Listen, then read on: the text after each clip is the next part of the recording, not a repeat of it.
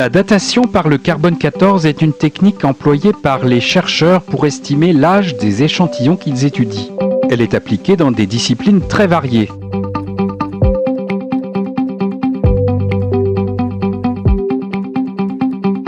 Le carbone possède différents isotopes, dont le carbone 12, qui est le plus abondant. Son noyau est composé de 6 protons et de 6 neutrons. Il est dit stable ou non radioactif. Le noyau de l'atome de carbone 14 est composé de 6 protons et de 8 neutrons. C'est un isotope radioactif du carbone. Sur Terre, on trouve environ un atome de carbone 14 pour 1000 milliards de carbone 12. Le carbone 14 se forme dans la haute atmosphère. Le gaz atmosphérique, composé principalement d'azote 14 et d'oxygène 16, est bombardé par des rayons cosmiques, libérant des neutrons par réaction nucléaire. Ceux-ci interagissent avec d'autres atomes d'azote et les transforment en carbone 14.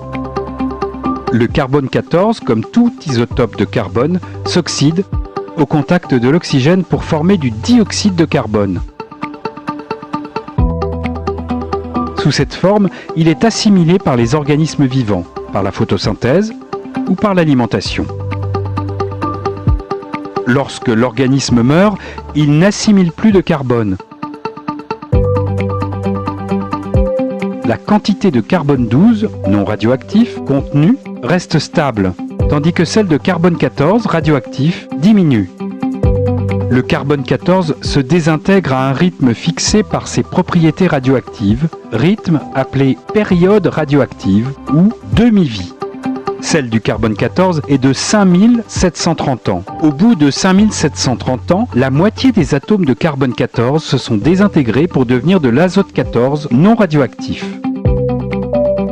On retrouve du carbone 14 dans toute matière organique et dans les carbonates, dont les chercheurs peuvent dès lors estimer l'âge grâce à la période radioactive du carbone 14 en analysant le rapport carbone 14 sur carbone 12 contenu dans un échantillon. Les chercheurs déterminent la quantité de carbone 14 en mesurant la radioactivité de l'échantillon ou en comptant directement le nombre d'atomes de carbone 14. Ils peuvent ainsi mesurer le rapport carbone 14 sur carbone 12 et en déduire l'âge carbone 14 de l'échantillon. Cet âge carbone 14 n'est pas l'âge réel de l'objet. Pour estimer cet âge réel, les chercheurs se réfèrent à une courbe de calibration. Cette courbe est nécessaire car la production de carbone 14 initialement présente dans l'atmosphère varie dans le temps. Or, cette quantité initiale détermine la quantité de carbone 14 qui peut être absorbée par les organismes. Plus il y a de carbone 14 formé dans la haute atmosphère, plus les organismes vont en incorporer.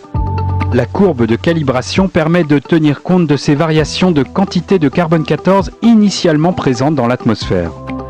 Elle est réalisée grâce à l'accumulation de résultats et à l'étude d'échantillons de référence dont on peut connaître à la fois l'âge réel et la quantité de carbone 14.